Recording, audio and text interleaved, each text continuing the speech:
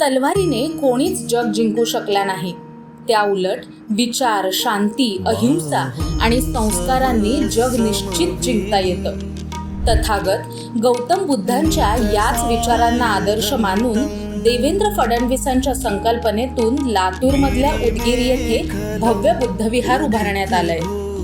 राष्ट्रपती द्रौपदी मुर्मू यांच्या हस्ते या भव्य बुद्धविहाराचं उद्घाटन करण्यात आलं.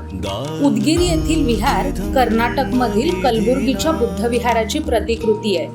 जवळपास 1 हेक्टर 15 आर एवढ्या जागेवर या विहाराची उभारणी करण्यात आली आहे.